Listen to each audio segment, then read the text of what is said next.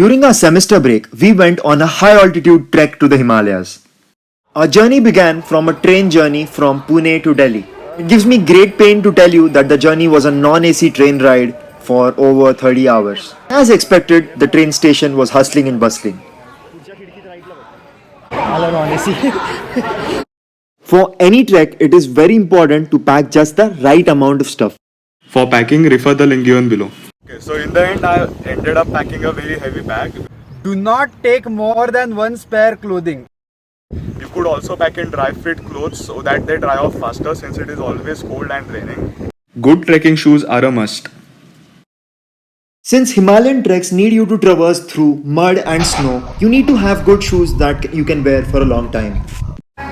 Coming back to the train journey, the train was halting so many times that it almost got frustrating and everything started feeling the same. Since few of us were in the non-AC compartment, we were literally getting roasted and we were glad that night fell. But after a long night's sleep, few of us were fresh and ready for more. But we also had capable men who could sleep off even more. At Delhi, we switched stations. Even though the scenery outside changed, we weren't too amused because of the long and tiring nature of the journey so far. Since we were eagerly looking forward to the trek, nothing dampened our spirits. Finally, we reached Kathgodam at midnight. And a restaurant was open at 1 am waiting for us. After munching delicious kebabs, we went to our rooms where we were to stay for the night. Last luxuries of the modern world ended at Kathgodam itself. The next was a 280-kilometer gruesome and tiring ghat journey from Kathgodam to Lohajang. The Ghat journey was literally a daytime nightmare for a few of us. If you have trouble in the Ghats, carrying motion sickness meds is a must. The road was flanked by mountains on one side and a very steep valley on the other. Keep our stomachs from getting upset, we were eating only fresh and delicious fruits. However, our bus driver was a supreme pro and he was maneuvering difficult turns with ease. And finally, after a lot of hairpin bends, we finally reached the trekking town of Lohajang. After unloading our stuff, we decided to have some Maggie. Since this was the last town with formal electricity, we decided to juice up our devices and power banks.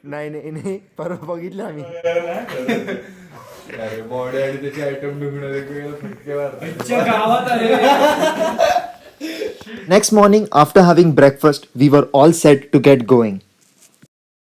Exactly about a year back, we went to the Siaghad Fort. For me, the trek was tough as I had no prior experience to trekking. We thought that he would go home after the first camp, considering his fitness. But people can amaze you. Since it was very sunny, we decided to slap on our sunglasses and we were good to go. The first leg of the trek was from Lohajang to Didna. Since Roopkund is a long trek, be sure to carry ORS so you don't cramp up on the way.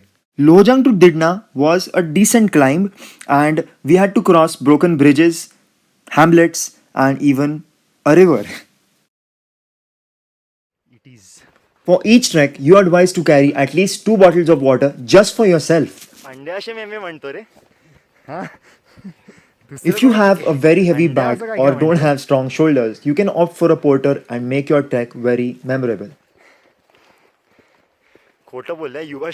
During Himalayan treks, you get the honor of drinking fresh sparkling water from the Himalayan streams.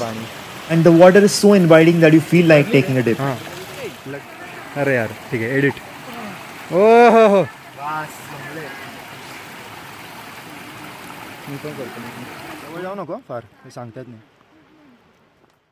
We even encountered this, which should be inhaled. Since June is the peak season for Roopkund, we had a lot of fellow travelers on the way. River crossings were a lot of fun.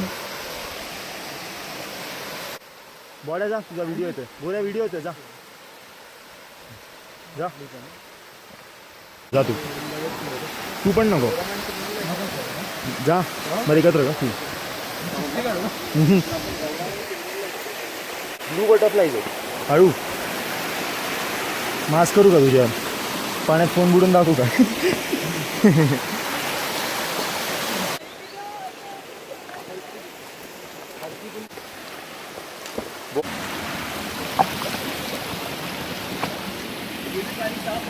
मस्त है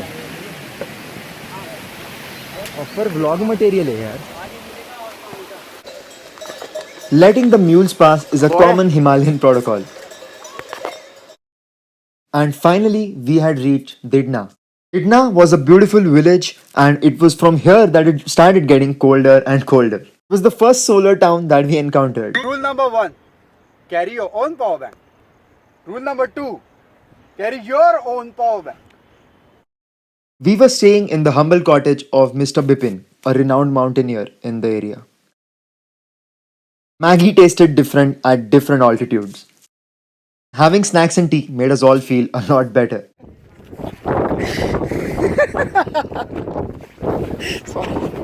It is highly recommended to carry a poncho or a wind cheater as it is always very windy and rainy. Photo मारी काट सही सही लिया अरे वो उसके लास्ट ईयर उस ट्रिप को गया था देव टिब्बा उसके फोटो देख क्या निकाले एक से The next morning it was so misty that we could hardly see the valley.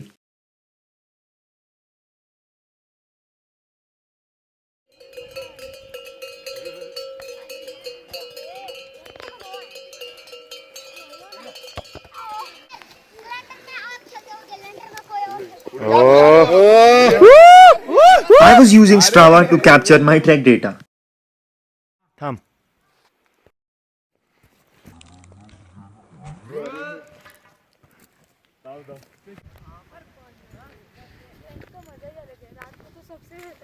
Tent है का next finally Aloo parathas were specially packed for us. Roopkund is rated by experts as a difficult trek thanks to the bad weather, difficult terrain, and the high altitude. Finally, we saw our campsite at Bedni Bugyal and we were very relieved. But it suddenly started to rain and so we were racing down to our camps.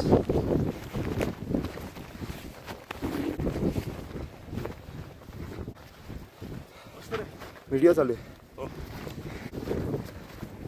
Bomb squad. लई धावलो रे आम्ही मी आणि Akhilesh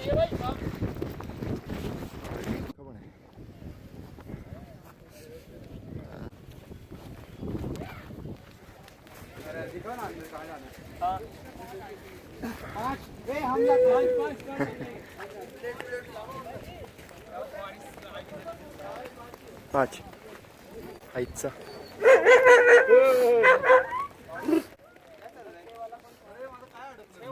To avoid altitude sickness, do not go to sleep right after you reach a new altitude base camp.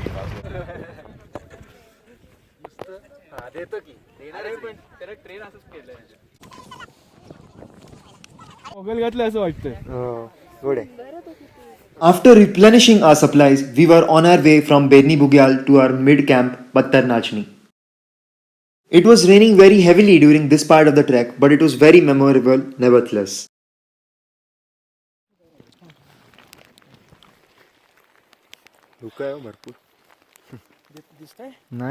Pattar Nachni was very windy and by the time we reached, the kitchen tent had flown away.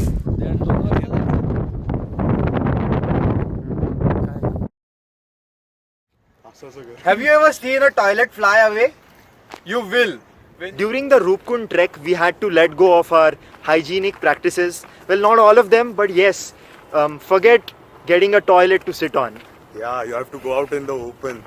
Ready for this And this. असं खूप शोध आणि मग तिकडेच खाली बस हा मिळाली असं विक्ट्री दाखव मिळाली जागा हा आता बस तिकडेच बस आणि अरे victory बस दाखव.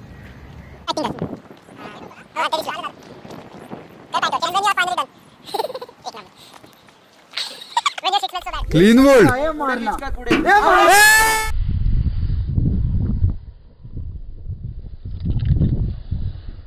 At night, we took some incredible low light shots. Akhilesh. चढलं आणि परत खाली आली बस बस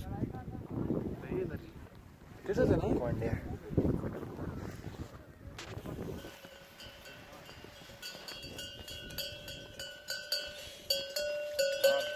Donkey.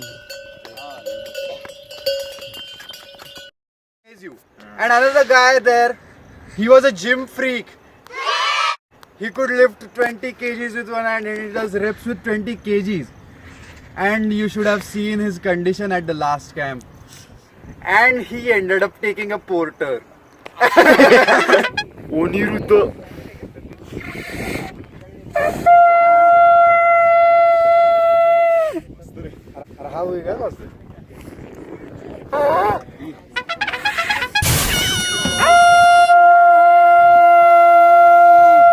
Having coffee at high altitudes is expensive but truly a great experience. चालू आहे. अजून एक सांगू coffee. And finally, after traversing through a lot of different landscapes, we finally reached our final base camp, Bhagwabas. ये गो ये. Woof, woof, woof. We were to start climbing Roopkund the very next morning. At 2:30 am, the weather looked perfect, but it was only a matter of time and the weather went haywire. Our campsite was engulfed in a huge blizzard. चला युवकांनो खाली जाऊ आपण परत. युवकांनो तुमची युवा शक्ती दाखवा. हे आला अंड परत. बादल भाई ये क्या टॉयलेट ये क्या हे फुटेज आहे रे भाडे. अच्छा अच्छा थोड़ा तो होगा कुछ तो. थोड़ा तो दे दे. बास रे लई बर्फ आहे. तो ट्रेल गायब झाला रे. So there was a point during our trek when we were not allowed to go and do Roopkund. So we are like a kilometer away from the main lake, but we are not allowed to go because of weather. We were a determined lot and we wanted to scale Roopkund. So the 9 of us booked another tent and we were all set to go for one more attempt.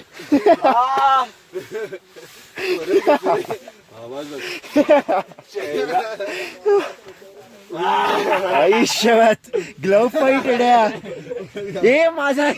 So the next morning we started at 3 am and it was pitch black and the only path we could see was because of the headlight that our instructor had. Due to yesterday's blizzard, the snow was very fresh.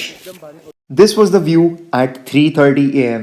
And finally, after climbing this beautiful yet steep mountain for a long while, we finally reached the frozen Roopkund Lake. There's a popular saying, the best view comes after the hardest climb, and we truly felt this way. Roopkund Lake has a lot of skeletons inside, and that is thanks to its mysterious mystery.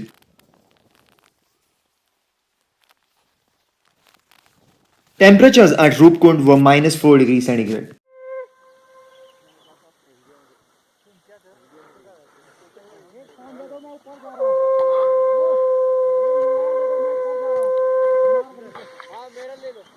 There's a near vertical climb which leads to a place called Junar Gully, and this is the view from it. And our brave instructors and our guides successfully did it.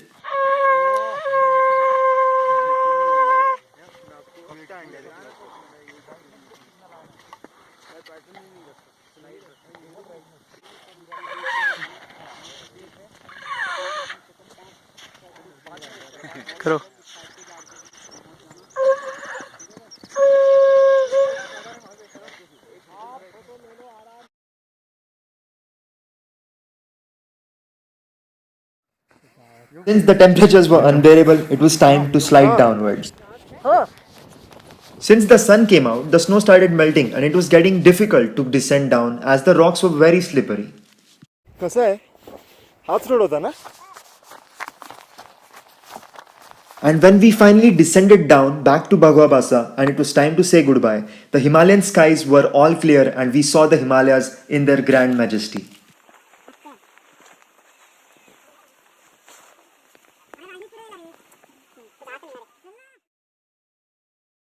News spreads very fast amongst the locals in the Himalayas, and by the time we were descending and on our way back, most of the locals were starting to congratulate us for a great feat. Our guide was personally very happy. Shivji ने अपना त्रिशूल होता ना वो मारा था वहाँ पारते पानी भी पीते अपना रूप भी देखते अब ठीक है पारती इसका नाम रूप को नहीं रखते बोले.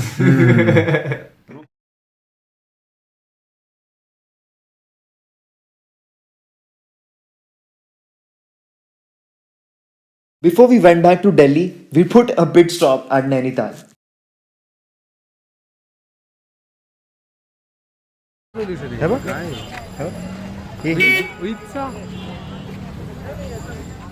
And finally, a beautiful adventure came to an end, and this is what my friends had to say. One word to describe this trip would be incredible. Exceptional. Amazing trip. Bamboozling trip.